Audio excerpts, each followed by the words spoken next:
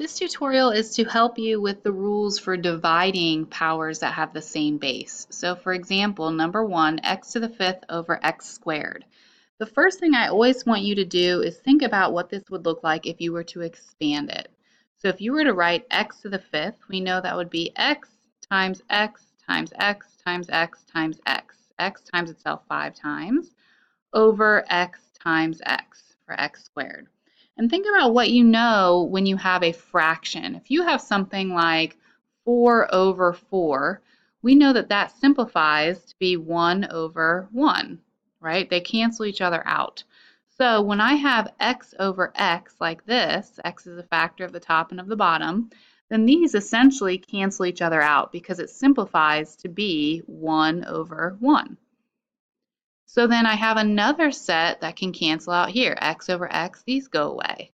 So what I'm left with are 3 x's multiplied together in the numerator, which means this ends up equaling x cubed, or you could have x cubed over 1. You might notice that with our original problem, we started with x to the 5th over x squared. If you take 5 minus 2, you end up with 3. And that actually is our rule. If you are dividing powers of the same base, you can subtract the numerator exponent minus the denominator exponent. Let's look at the next one. This is just a little bit more complex because we also have coefficients in front of our powers. And that's actually the first thing that you want to deal with. If I just gave you the fraction 2/8, you know that that simplifies to be 1/4. So as we simplify this fraction, we want to make sure that we also simplify those coefficients. So 2 over 8, we're going to go ahead and simplify that to 1 over 4. And then x to the 11th over x to the 6th. Well, the rule that we just learned, we would know that you would do x to the 11 minus 6 power, so you would get x to the 5th. But if you're not quite sure about that, just visualize it. You don't actually have to write out 11 x's on top, but you can picture what that would look like, right? If we wrote all of those out over and then just 6 on the bottom, you're going to have more x's in the top. In fact, you're going to have 11 over 6 of them, so 6 sets will cancel out. So you would be left with x to the 5th. You know that that belongs in the numerator. So you have 1x to the 5th over 4 for your final answer. X cubed over x to the 7. Before you answer this, I want you to think about what your final answer should look like. Where do you have more x's to start? In the denominator, which means in your final answer, you should probably have x's in the denominator. So right now, if you do x cubed over x to the 7th, if you use the rule, you would be doing x to the 3 minus 7 power. You would get x to the negative 4th. But that's not something we're used to. If I said, tell me what 2 to the negative 4th power is, we've never dealt with negative exponents. So we don't want that, okay? We actually don't want to deal with negative exponents. So let's actually look at this expanded. X cubed is x times x times x over x to the 7th. 1, 2, 3, 4, 5, 6, 7 x's. So let's do our canceling. We have one group of x's here that would cancel, another group here that would cancel, and another group here that would cancel. So that means I have x times x times x times x times x all in the denominator. So what we have here is x to the 4th in the denominator. And what's in the numerator? Well, remember, these canceled by simplifying to 1 over 1. So we basically now have 1 times 1 times 1 in the top, or just 1. So this is 1 over x to the 4th. Now remember, originally we got x to the negative 4th, but our final answer is actually 1 over x to the 4th. And this brings up a rule, and you have a box there in your notes for that rule. It says the negative exponents rule. If you have a negative exponent, let's say that you have a to the negative b power, that is the same thing as 1 over a to the positive b power. Similarly, in your fraction, let's say if you had something like 1 over a to the negative b power, that's equivalent to a to the positive b power.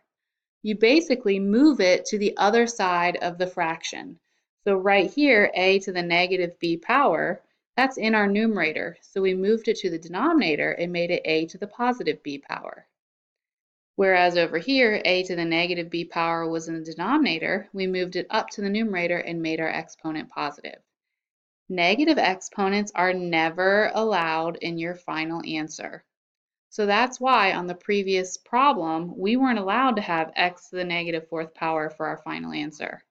That's why we wanted 1 over x to the fourth. The next problem, negative 3y squared over 9y to the eighth. My advice, if that negative exponents rule just kind of threw you off a little bit and made you uneasy, let's just worry about it from the perspective of expanding. Okay, don't worry about the negative exponents. Just think about the fact that you have more y's in the denominator. So in my final answer, I'm expecting that my y's are going to be in the denominator. If I have y squared over y to the eighth, you have two y's multiplied together on the top and 8 of them multiplied together on the bottom. Even if you're just picturing this in your head, here's a y that cancels with y, another y that cancels. You have 6 y's multiplied together on the bottom, so that means you have y to the sixth in the denominator. The only other thing we have to look at is negative 3 over 9, our coefficients, and we know that that reduces to be negative 1 over 3. So your final answer is negative 1 over 3y to the sixth. Let's jump to the bottom questions.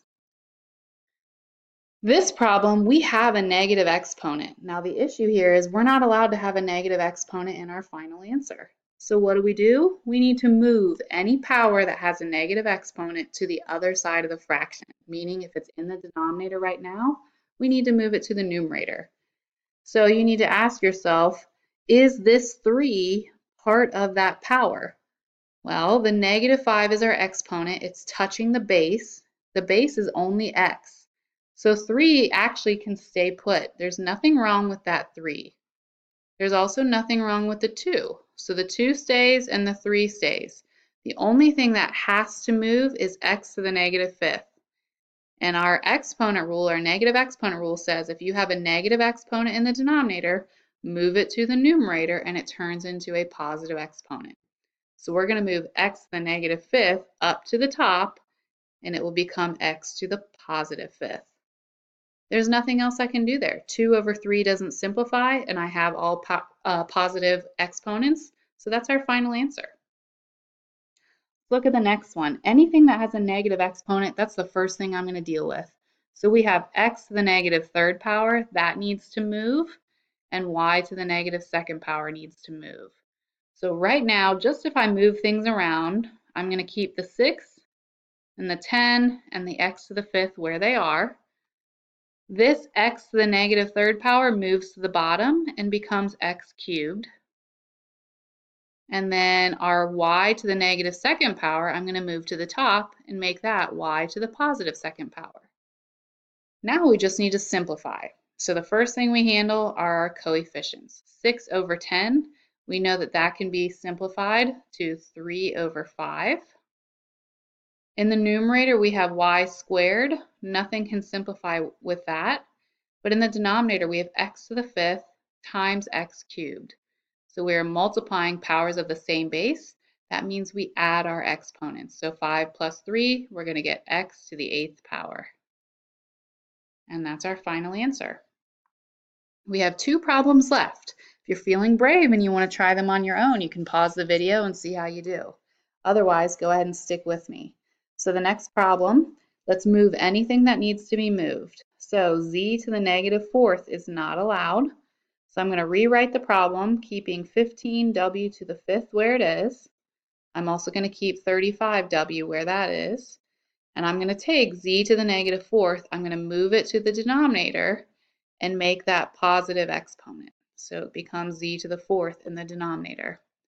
So simplifying what we can now, well, we need to look at our coefficients. 15 over 35, that fraction, both parts are divisible by 5. So if I divide the top by 5, 15 divided by 5 is 3. 35 divided by 5 is 7. So that's going to simplify to 3/7. And then you can see that we have w to the fifth over w. So again, picture what this looks like.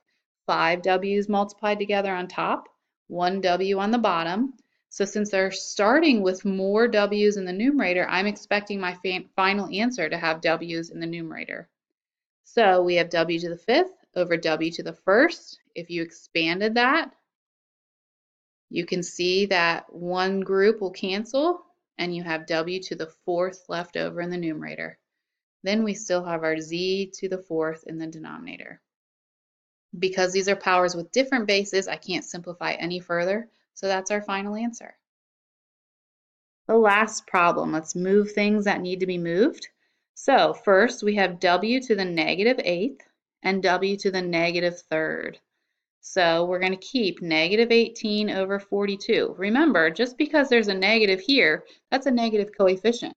There's nothing wrong with a negative coefficient. We deal with fractions that have negative numbers all the time. So the negative 18 can stay put. The w to the negative eighth needs to move to the bottom to become w to the positive eighth. And w to the negative third needs to move up to become w to the positive third. So now we have everything where it belongs, and it's just a matter of simplifying. So looking at our coefficients, negative 18 and 42. Well, I know that they're at least both divisible by 2, right? Let's see, is there anything bigger that they're divisible by? 18 is also divisible by 6 and by 9, and it looks like 42 is also divisible by 6. So let's try to divide both of these by 6. So if I divide negative 18 by 6, I get negative 3. And if I divide positive 42 by 6, we're going to get 7. That can't be simplified any further. So now we look at our w's. We have w cubed over w to the eighth. There are more w's in the denominator being multiplied together, so I know after I simplify, my final answer will have w's in the denominator. W cubed over w to the eighth. If I cancel these out, 3 in the numerator, 1, 2, 3, 4, 5, 6, 7, 8. 3 sets will cancel out. So I will have 5 w's multiplied together, which is w to the fifth power. And that would be my final answer. We're going to get lots more practice with this, but if you need to rewatch any of the video again, you can. Now let's see how you do with the Schoology questions, and tomorrow we'll work really hard playing a game and seeing how we do with this.